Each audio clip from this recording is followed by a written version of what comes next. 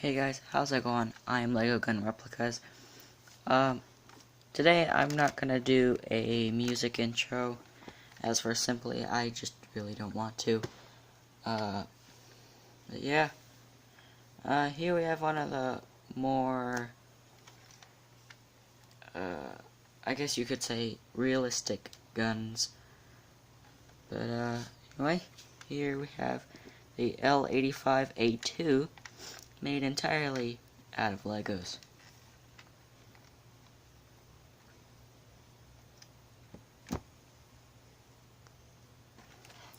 So the L85A2 is an upgraded variant of the original L85A1 assault rifle. This was adopted by the British Army back in 1984 as the standard infantry weapon. The original L85A1 assault rifle had some reliability and performance issues. In general, it was quite unreliable and troublesome to maintain. So the British MOD launched a upgraded program to address these shortcomings. The upgraded program was completed by the German company Heckler & Koch Company between 2000 and 2002. About 200,000 rifles were upgraded to the L85A2 standard. Currently, the L85A2 is the standard service rifle of the British forces.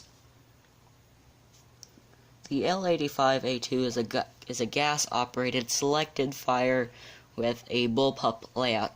The main advantage of a bullpup layout is the overall compactness of the weapon.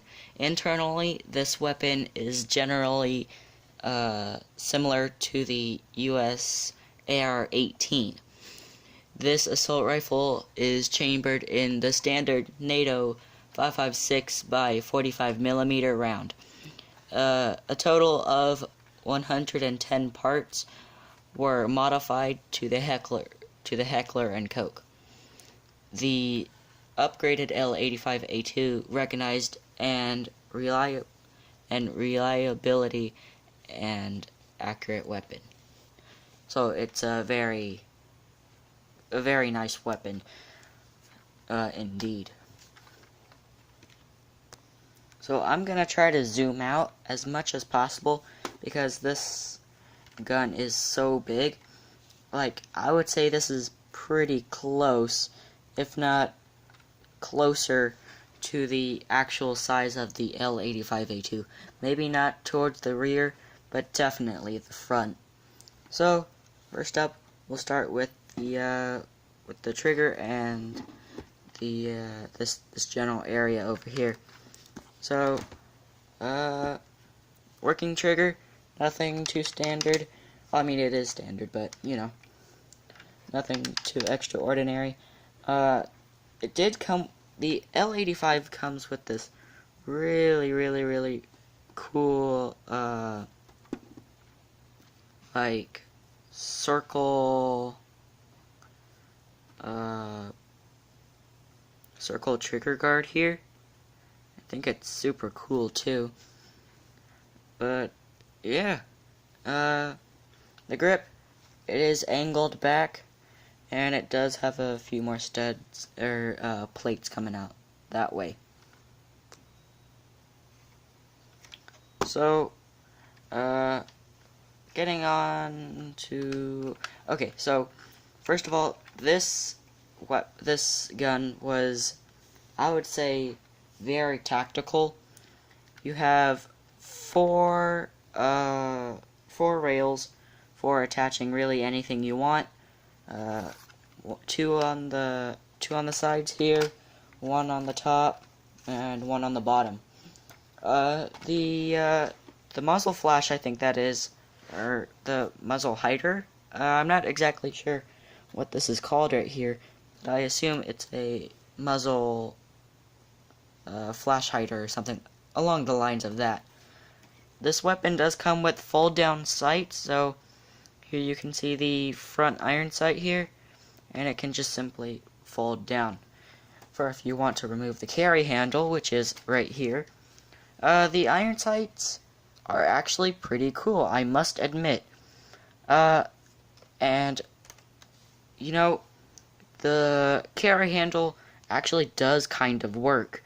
For as much weight as this gun is trying to handle and keep itself together, because, you know, this is Lego, it's kind of hard to, you know, keep everything together mostly. But if you be really gentle, and I mean really gentle, because if you just rush it and pull it, it's gonna entirely fall apart. So there you go. There's no Photoshop here. It is being held in place by 3 studs. And, well, technically it'd be like, what, 12 studs? But 3 lanes of studs. And that's really cool, considering that it's even stacked here, and it can be carried by the carry handle, which I think is pretty cool. There's no tape or anything. I think it's just simply to the bricks itself. So if we take a close-up at the carry handle, you can see that there are little minor details.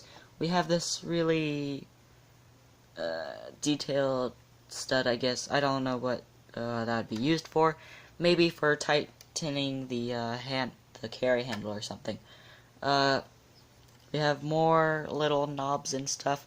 One on both sides, mind you. And maybe, just maybe, we can get a look at the iron sights here. So let me just set that down. And almost there. There it is. There. There are the iron sights. Pretty cool. I like them a lot, personally. I think they're super cool. And, yeah. That's really all. Oh, that's actually not all. So, back here we have the fire selector. This can go up all the way to full auto. So you have safety, semi-automatic, and full automatic. I didn't create the little individual studs on really any side, but yeah, I just couldn't really find the time or the pieces, since if you couldn't tell here, there's a lot of bricks right here, and as you slowly get towards the rear here, the back of the gun, you can slowly start seeing I'm starting to use more and more plate pieces. So coming to the other side, we have the dust cover and the bolt and bolt catch. So simply just move the dust cover and you can pull the bolt back. You do have to pull it you can only pull it a certain amount, and then lift this lever. The tension between the rubber band inside is not as good as it first was, so unfortunately it doesn't go entirely. But yeah. So that's really all. Oh, and let's get to the magazine. So, getting to the magazine, this is a 35 round mag, chambered in the 5.56.45mm NATO round, which for the first time ever, I was actually able to create a bullet on top look. Unfortunately, it's not that stable, and the bullet does fall out easily. I'd like to find a better way to make this look better, and more sturdy. As you can see here, I am using the 4x1 plate pieces to create a more curved look on the mag, and yeah, I think this is a pretty cool mag, even though the mag is like the width of most of my guns I've made. I think that's pretty cool. So, all in all, this is a pretty cool gun.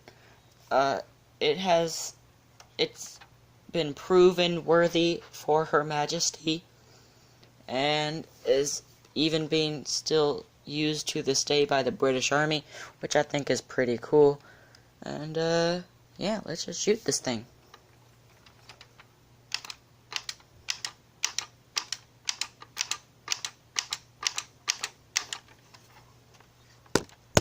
This is pretty cool. It's the same thing that I used for the MP18 and the, I believe, the, not exactly sure what kind of sight this is. If you could tell me what it is, please do, because I'm very interested. Although I do believe this is an ACOG scope. I think it's also a 4x zoom. It does have the little, screws right here so you can tighten it on the rails. But yeah, again, pretty cool. This was a very interesting build too, as you can see here.